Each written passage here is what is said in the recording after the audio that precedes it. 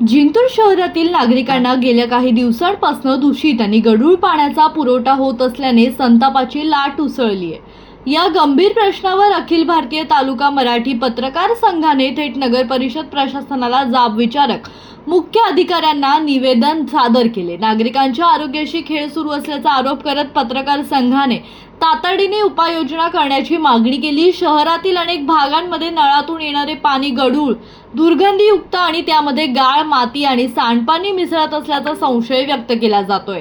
त्यामुळे नागरिकांना पिण्याच्या पाण्यासाठी अतिरिक्त खर्च करावा लागत असून आरोग्याच्या समस्या निर्माण होण्याची भीती वाढली आहे। पत्रकार संघाच्या शिष्टमंडळाने उपमुख्य अधिकारी अनिल समिद्रे आणि पाणीपुरवठा शाखेच्या अभियंता मनीष कोंढेकर यांची भेट घेऊन जलवाहिन्या तपासणी, गळती शोधणी, पाण्याचे नमुने तपासणी यासाठी पाठवले आणि दोषींवर कारवाईची मागणी केली। प्रशासनाने या गंभीर प्रकरणाची दखल घेत शहरातील पाणीपुरवठा यंत्रणेची तपासणी सुरू असल्याचं सांगितलंय। तसेच आवश्यक दुरुस्ती करून येत्या 3 ते 4 दिवसात स्वच्छ आणि शुद्ध पाण्याचे पाणीपुरवठा करता येईल अशी ग्वाहीही दिली आहे। मात्र दिलेल्या मुदतीत समस्या न सुटल्यास तीव्र आंदोलन छेडण्याचा इशारा पत्रकार संघाने दिल्याने या प्रकरणाकडे संपूर्ण जिंतूर शहराचे लक्ष लागले आहे।